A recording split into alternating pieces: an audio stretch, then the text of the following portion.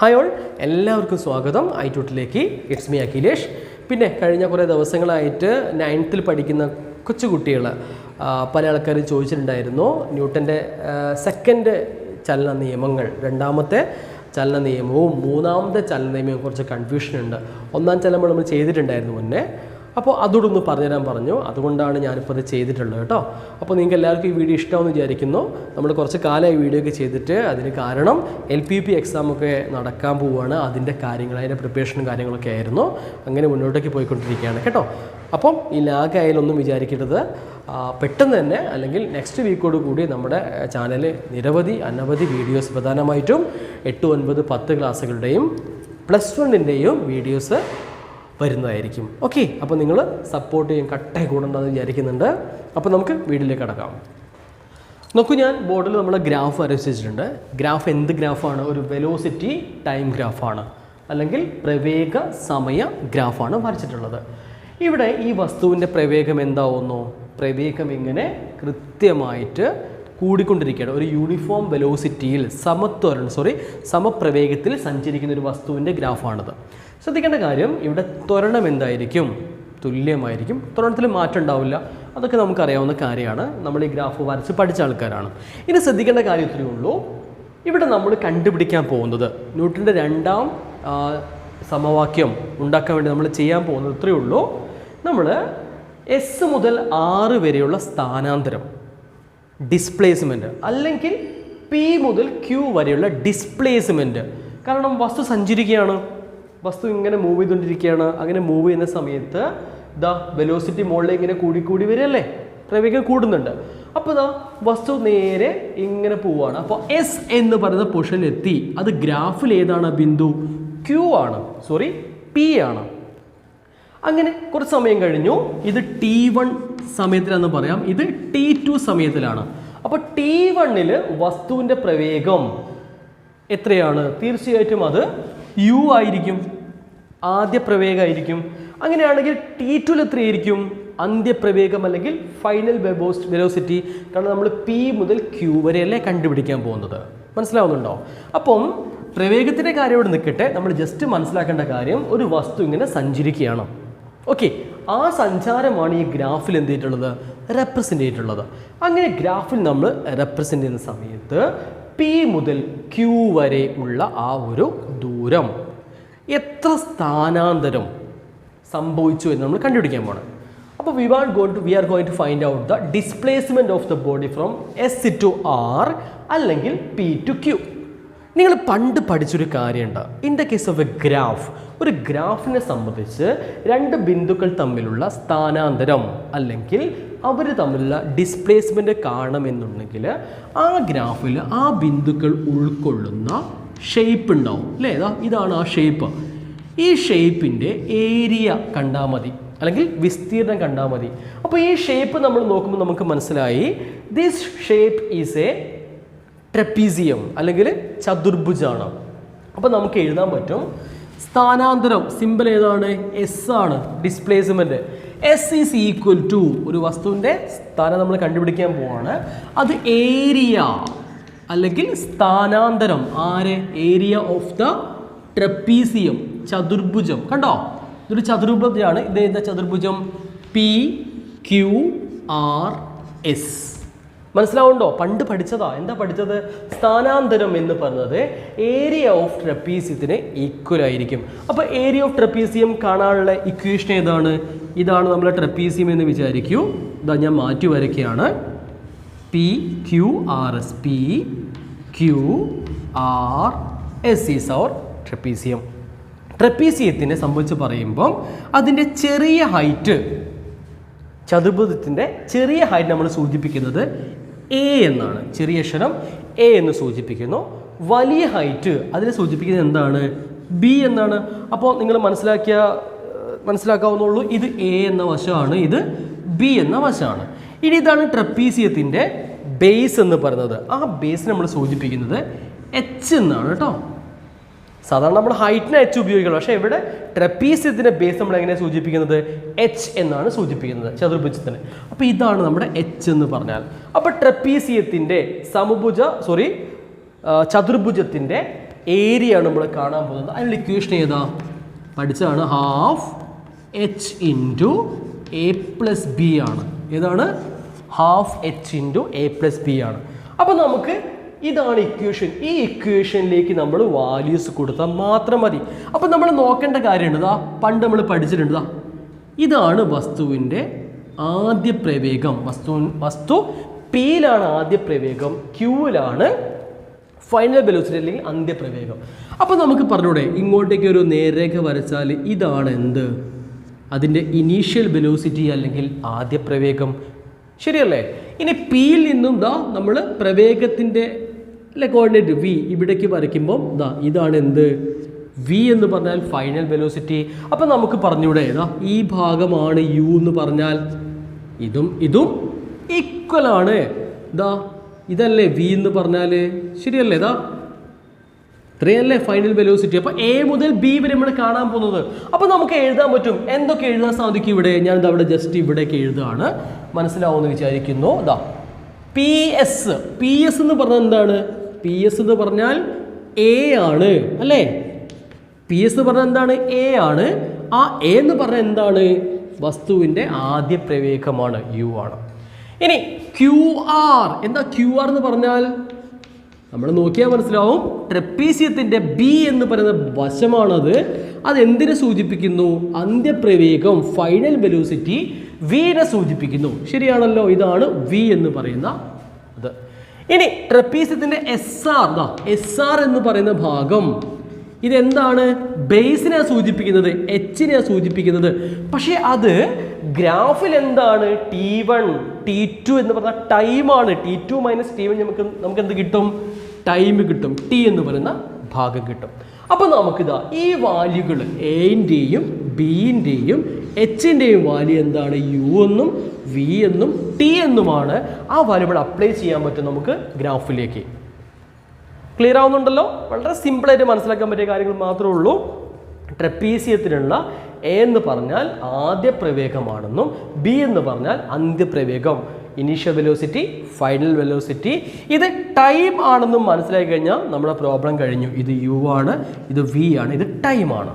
അപ്പോൾ നമ്മൾ വാല്യൂ കൊടുക്കുകയാണ്. എങ്ങനെയാണ് കൊടുക്കുക? Half h into a plus B എന്നാണ് പറയുന്നത്. ഹാഫ് അങ്ങനെ തന്നെ എടുത്ത് എഴുതണ്ടേ? ഹാഫ് എച്ച് എന്ന് പറഞ്ഞാൽ എന്താണ്? എച്ച് എന്ന് പറഞ്ഞാൽ ടി ആണ്. ശരിയല്ലേ? അപ്പോൾ T, half h into T എന്ന് കൊടുക്കുന്നു. ഉള്ളിൽ ബ്രാക്കറ്റിനുള്ളിൽ ആരൊക്കെ വരുന്നു? A plus B. എ എന്ന് പറഞ്ഞാൽ ആരാണ്? എ എന്ന് പറഞ്ഞാൽ യു. അപ്പോൾ യു പ്ലസ് ബി എന്ന് പറഞ്ഞാൽ ആരാണ്? ബി എന്ന് പറഞ്ഞാൽ വി ആണ്. അപ്പോൾ നമുക്ക് ഇക്വേഷൻ കിട്ടി. എന്താ ഇക്വേഷൻ കിട്ടിയിട്ടുള്ളത്? Half h into a plus b എന്ന് പറഞ്ഞാൽ എന്താണ്? Half t into u plus v ആണ്. ഓക്കെ, ഇവിടെ വളരെ സ്മൂത്തായി നമുക്ക് മനസ്സിലാക്കാൻ പറ്റും. ഇനി നമുക്ക് എല്ലാവർക്കും അറിയാവുന്ന കാര്യമാണ്, നമ്മുടെ ആദ്യത്തെ ഇക്വേഷൻ എന്തായിരുന്നു? First equation motion v is equal to u plus a t എന്നായിരുന്നു ആദ്യത്തെ ഇക്വേഷൻ. ശരിയല്ലേ? V is equal to u plus a t എന്നായിരുന്നു. V is equal to u plus a t എന്ന് നമ്മൾ പഠിച്ചിട്ടുണ്ട്, ഇല്ലേ? പഠിച്ചിട്ടില്ലേ? V is equal to u plus a t. അപ്പോൾ അതാ നമ്മുടെ ഇക്വേഷനുള്ളൊരു വി ഉണ്ടല്ലോ, കണ്ടോ? ഇവിടെ ഒരു വി ഇല്ലേ? അപ്പോൾ നമ്മളൊരു കാര്യം ചെയ്യാണ്, ഈ വാല്യൂ നേരെ ഇവിടെ കൊടുക്കുകയാണ്, ഇക്വേഷനിൽ കൊടുക്കുകയാണ്. നമ്മൾ രണ്ടാം ഇക്വേഷൻ ഉണ്ടാക്കാൻ വേണ്ടി ചെയ്യുന്ന കാര്യം എന്താണ്? V is equal to u plus a t എന്നുള്ള വാല്യൂ വിൻ്റെ സ്ഥാനത്ത് എന്ത് കൊടുക്കണം? യു പ്ലസ് എ ടി എന്ന് കൊടുക്കണം. അത് മാത്രമേ ഇവിടെ പഠിക്കാനുള്ളൂ. അപ്പോൾ നമുക്ക് എന്താ കിട്ടുക? വി എന്ന് പറഞ്ഞാൽ എന്താണ്? യു പ്ലസ് എ ടി ആണ്. അപ്പോൾ എന്ത് കിട്ടും? ഇക്വേഷൻ മാറും. Half t into u plus, അല്ലേ? യു പ്ലസ് വിൻ്റെ സ്ഥാനത്ത് ആരെ എഴുതണം? വി എന്ന് പറഞ്ഞാൽ എന്താണ്? വി എന്ന് പറഞ്ഞാൽ യു പ്ലസ് എ ടി ആണ്.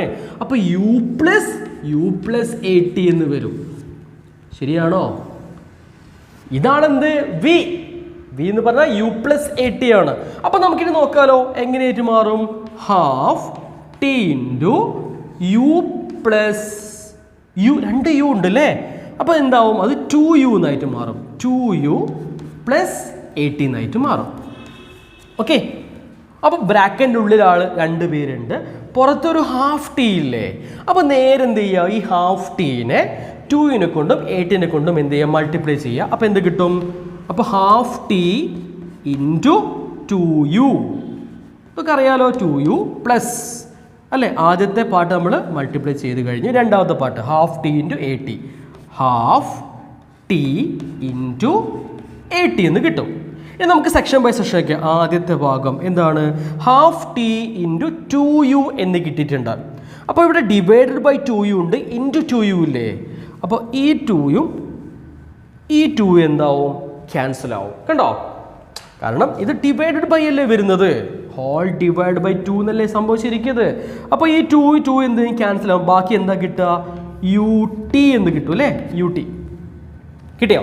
ഇനി half t into a T, ഇവിടെ 2 ടി ഇല്ലേ, അപ്പോൾ ടിയും ടിയുടെ മൾട്ടിപ്ലൈ ചെയ്യണ്ടേ, അപ്പോൾ half t into a t, t square ആവില്ലേ, അപ്പോൾ എന്താവും, ഹാഫ് എ ഇവിടെ ഉണ്ട്, a into t into t, t into t എത്രയാ, ടി സ്ക്വയർ എന്ന് കിട്ടും.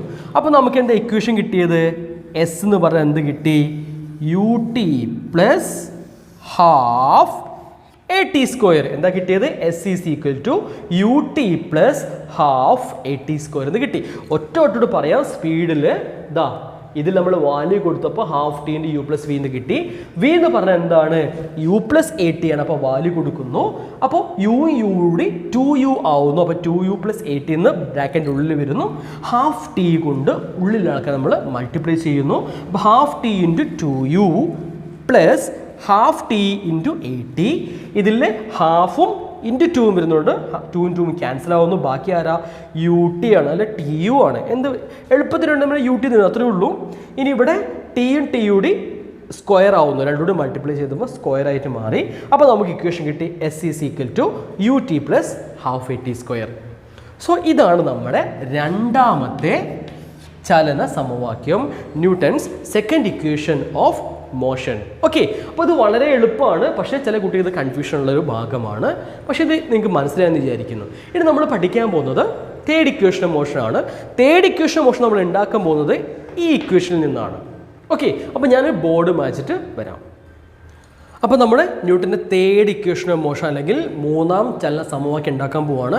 ഞാൻ ഓൾറെഡി പറഞ്ഞു സെക്കൻഡ് ഇക്വേഷൻ ഉണ്ടാക്കിയപ്പോൾ തന്നെയാണ് അതേ ഫോമാറ്റ് നമ്മൾ തേർഡ് ഇക്വേഷൻ ഉണ്ടാക്കാൻ പോകുന്നത്. അതും നമ്മൾ ഗ്രാഫ് തന്നെയാണ് കണ്ടുപിടിക്കുന്നത് കേട്ടോ. അപ്പോൾ നമ്മൾ എങ്ങനെ കണ്ടുപിടിക്കും, ഇതാണ് നമ്മുടെ എന്ത് ഗ്രാഫിലുള്ള ചതുർഭുജം അല്ലെങ്കിൽ ട്രപ്പീസിയം.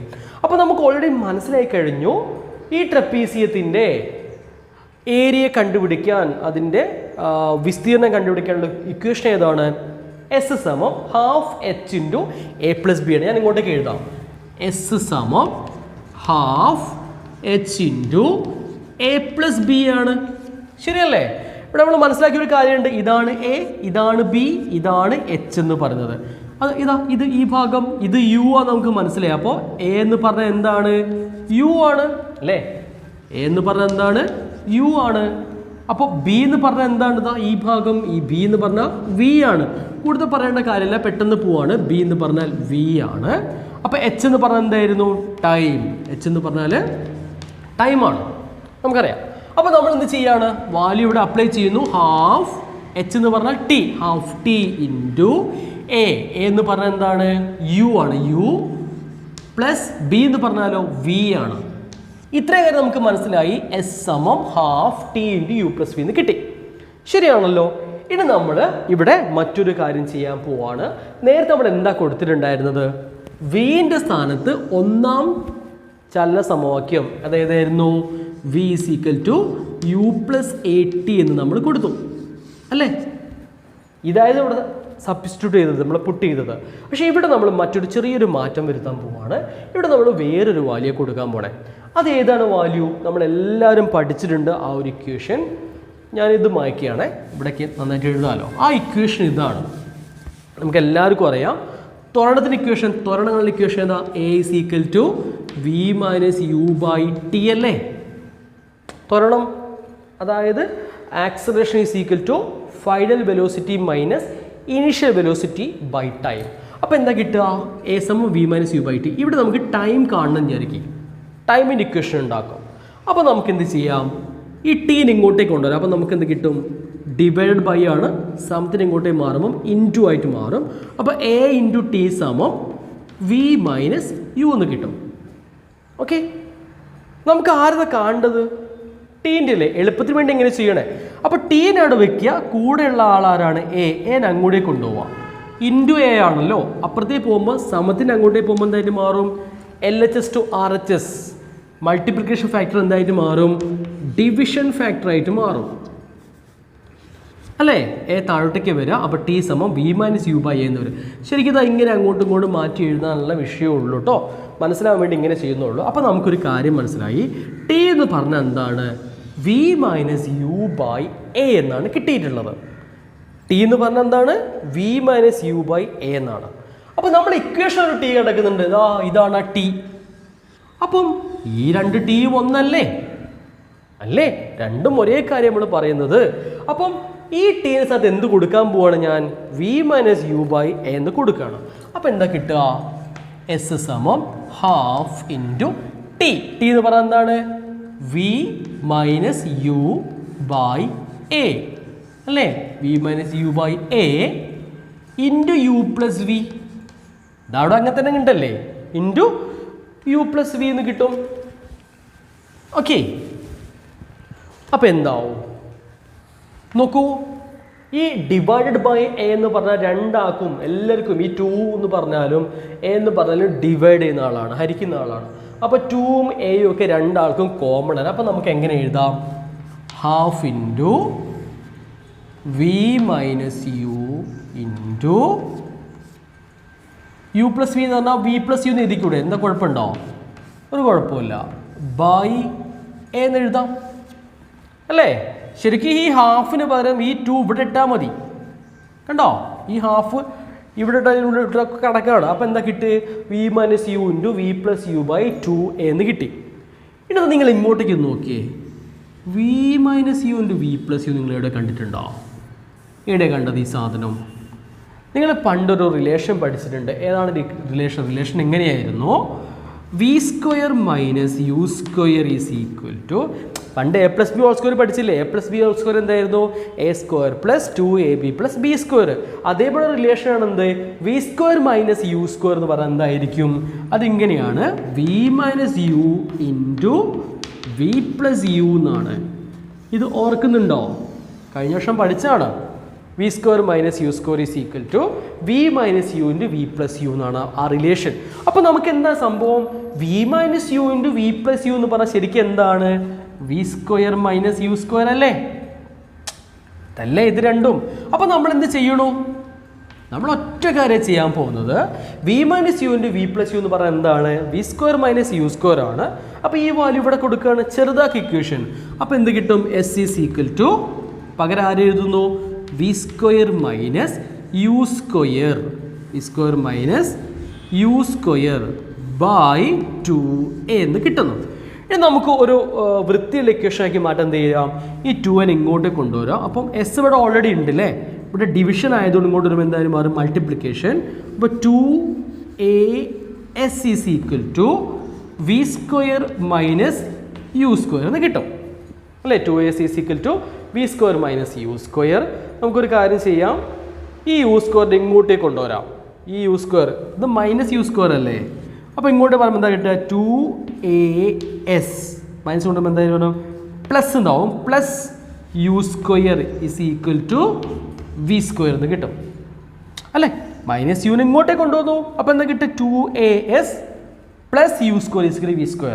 ഈ v² എവിടെ എഴുതിയാലും കണക്കല്ലേ? അപ്പോൾ നമ്മൾ ഇവിടെ എഴുതുന്നു v² is equal to 2as + u² അല്ലെങ്കിൽ v² is equal to u² + 2as. എങ്ങനെ എഴുതിയാലും കുഴപ്പമില്ല. സോ ഇതാണ് നമ്മുടെ മൂന്നാമത്തെ ഇക്വേഷൻ. ഞാൻ u² ഇങ്ങോട്ടേക്ക് മാറ്റി എഴുതാണ്, ഒക്കെ കണക്കാണല്ലേ?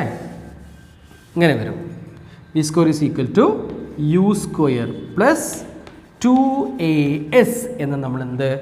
മൂന്നാമത്തെ ഇക്വേഷൻ, മൂന്നാമത്തെ ചലന സമവാക്യം. ഓക്കെ, ക്ലിയർ ആയില്ലേ? വളരെ സിമ്പിളാണത്, പെട്ടെന്ന് മനസ്സിലായെന്ന് വിചാരിക്കുന്നു.